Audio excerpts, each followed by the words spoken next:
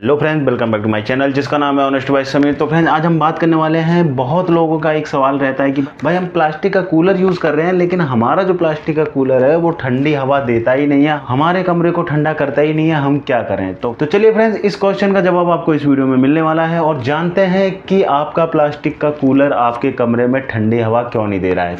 तो उसका सबसे बड़ा रीज़न है, प्लास्टिक का कूलर जो होता है वो आप कमरे के अंदर यूज़ कर रहे हो। जी हाँ, कमरे के अंदर कोई भी कूलर अगर आप यूज़ करते हो, चाहे वो प्लास्टिक का हो, चाहे लोहे का हो, चाहे लकड़ी का हो, अगर ये कूलर आप कमरे के अंदर यूज़ करते हो तो वो ठंडी हवा देगा ही नहीं।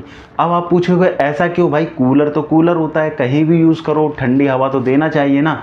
तो फ्रेंड्स, एक चीज़ मैं आपको बता दूं, जब आप प्लास्टिक के कूलर को या किसी भी कूलर को कमरे के अंदर यूज़ कर रहे होते हो तो फ्रेंड्स होता क्या है कि कमरे के अंदर जो एयर होती है वो लिमिटेड एयर होती है, कोई फ्रेश हवा नहीं होती उसके अंदर। जी हाँ, जब भी आप कमरे के अंदर कूलर को यूज़ करते हो, जो उसके अंदर रोटेट हो रही है एयर, उसी एयर को कूलर खींच रहा है और खींचने के बाद में उसी एयर को ठंडी हवा करके आपको दे रहा है। तो फ्रेंड्स, इस कंडीशन में होता क्या है कि जब वो आपको ठंडी हवा देने की कोशिश करता है तो आपके कमरे में उमस क्रिएट होने लगती है, क्योंकि फ्रेश हवा आपको मिल नहीं रही होती है। तो ठंडी हवा थोड़ी बहुत जो लगती है आपको, फिर उसमें आपको फील ये होता है कि भाई ये ठंडी हवा दे ही नहीं रहा, क्योंकि उसके साथ में उमस बन रही है आपके कमरे में। क्योंकि फ्रेंड्स, जब भी कूलर आप चलाते हो तो उसके अंदर पानी भरा जाता है। जब पानी भरा जाता है तो जाहिर सी बात है, पानी के साथ साथ हनीकॉम्ब पैड भी गीले होते हैं। जब हनीकॉम्ब पैड गीले होते हैं तो उसके अंदर एग्जॉस्ट लगा होता है। एग्जॉस्ट क्या करता है कि हवा के साथ में पानी की नमी को आपके कमरे में भेजता रहता है। फिर एक टाइम के बाद में क्या है, जब कूलर चला रहे हो आप, काफ़ी कंटिन्यू चला रहे हो, तो जो पानी है हवा के साथ आया वो जाएगा कहाँ, रहेगा तो कमरे में ही ना। फ्रेंड्स, ये सबसे बड़ी प्रॉब्लम होती है कि अगर आप कमरे के अंदर कूलर को यूज़ करते हो तो आपको ठंडी हवा कैसे भी नहीं मिलेगी।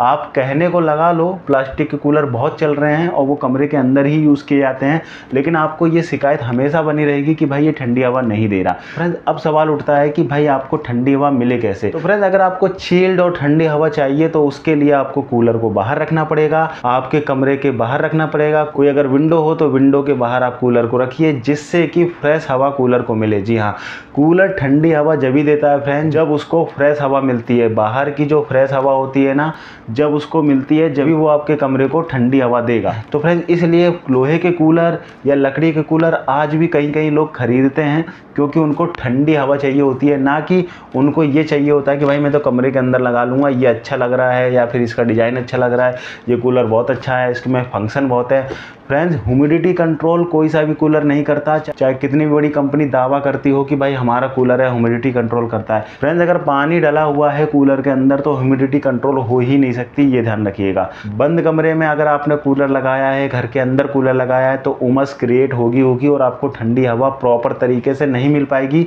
जैसी आप एक्सेप्ट करते हो। ठंडी हवा के लिए आपको कूलर को बाहर ही लगाना पड़ेगा। फ्रेंड्स, अब बात करते हैं उन लोगों की जो लोग कहते हैं कि भाई बंद कमरे में आप कूलर लगा लो, ठंडी हवा देगा। टेक्निक बताते हैं कि वेंटिलेशन करवा लो। फ्रेंड्स, वेंटिलेशन मतलब होता है कि अगर आपका बंद कमरा है तो उसमें एक खिड़की निकलवा लो और दीवार को फोड़ के उसमें एक एग्जॉस्ट लगवा दो, किट लगवा दो, या फिर छोटा 9 इंची का जो फ़ैन आता है वो लगवा दो, जिससे कि अंदर की जो ह्यूमिडिटी है उसको वो बाहर फेंकता रहेगा।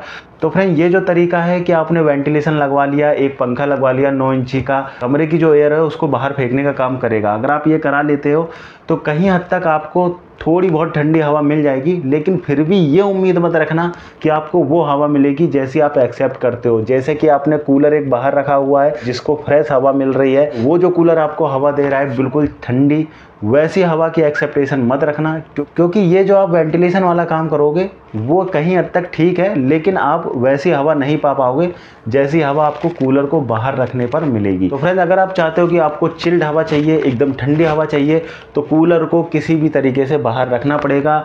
लेकिन प्लास्टिक के कूलर आप बाहर रख नहीं सकते हो, अगर उस पर धूप पड़ेगी तो उसकी बॉडी चटक जाती है, ध्यान रखिएगा। तो इसलिए ऑप्शन यही है, अगर जिन लोगों को बहुत ज़्यादा ठंडी हवा चाहिए तो वो लकड़ी का कूलर या फिर लोहे का कूलर यूज़ कर सकते हैं।